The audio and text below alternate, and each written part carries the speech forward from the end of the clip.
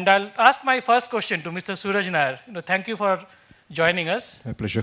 Now, we talk about tall buildings. We generally talk about only heights, 200 meters, 300 meters. Now, how do you define a tall building? Is it only heights, or is it like a human character? So many facets, different facets, some other aspects of tall building. How do you define? How the codes define? How the global standards define? So I believe the codes are quite well written with respect to where the building is being positioned. So in India, when we say tall building, the NBC is saying 15 meters. Is anything above 15 meters is tall. And I believe the DCR talks about 24 meters high is a tall building. But if you look at what American codes are, or NFPA is, again, NFPA is something closer to what, 23 meters and tall. There are certain codes which are even saying anything between 30 meters to 100 meters are called tall. So it's not just the height of the building. What I believe and what generally the International Forum believes is any building that has a structure which is going to impede, or the height of a building which is going to impede the evacuation strategy should be the definition of a tall building. So how tall and what are the evacuation strategies should be the definition of calling it as a tall or super tall or whatever tall it is. Great. So it's not only the height. There is another aspect to it. In fact, that is what we wanted to hear. Now, if I may add another thing, if I can very simply define tall building, when I refer to BIS 15105, they have given the definition of, one of the definition is the distance between the lowest sprinkler and the highest is 45 meters. I have actually simplified this a lot, but then the essence is that. Thanks for actually giving different facets to tall building. Now, Priti ma'am, my next question is to you. Since you have been working in Pune for quite some time, Pune is one of the cities which does not really, we connect with our tall buildings. So is tall buildings really relevant to Pune? Do you see a lot of tall buildings in Pune? What is the future of Pune with respect to tall buildings?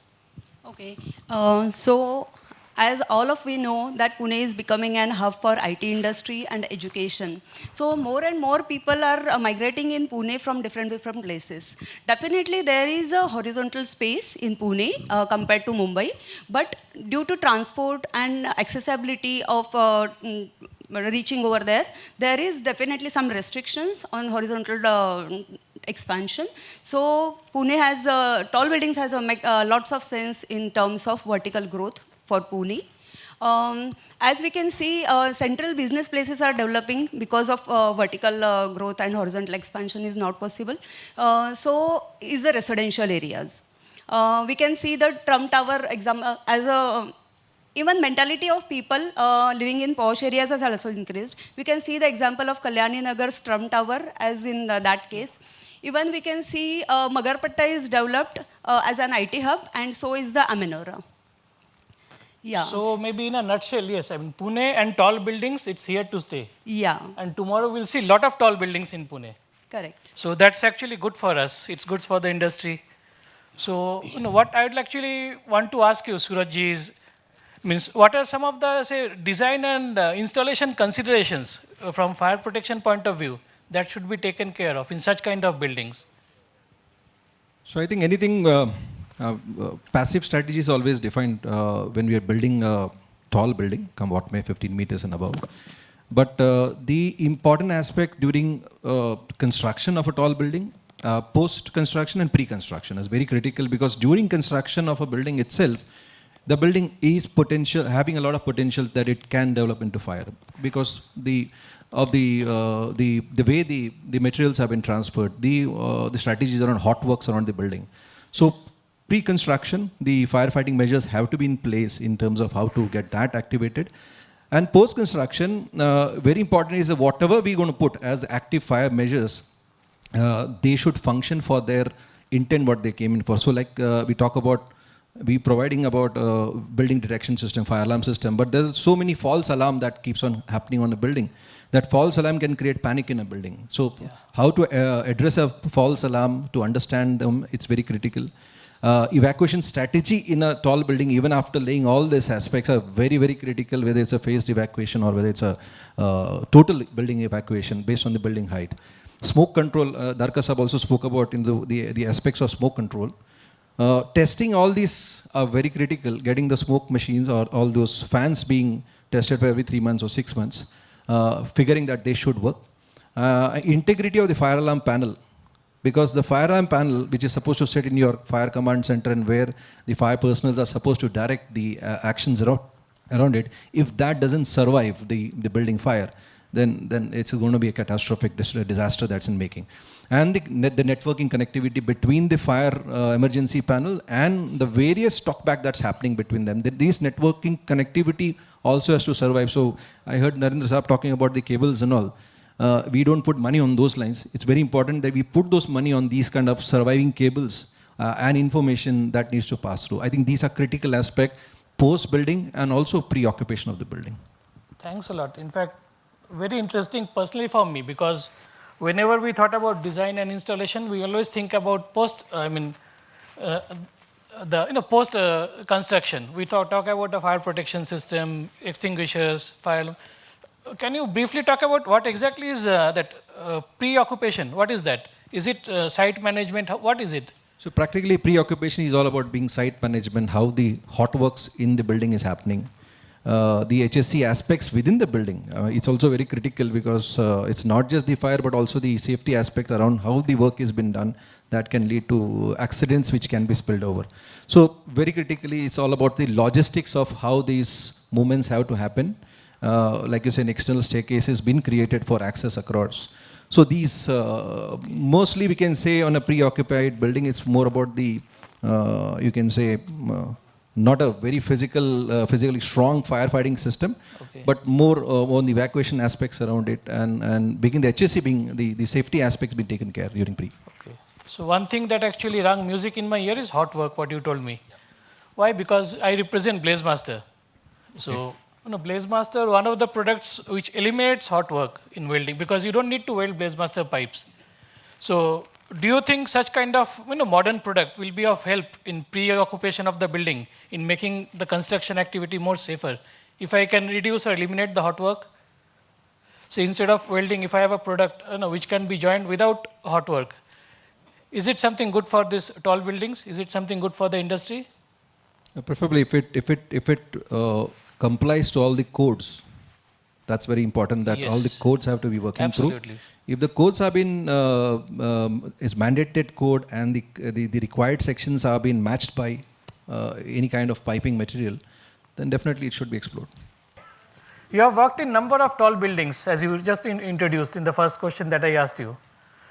Can you share your experience? Have you worked with any different kind of products which you have used in the projects that you have done? Maybe you can give 1 or 2 examples.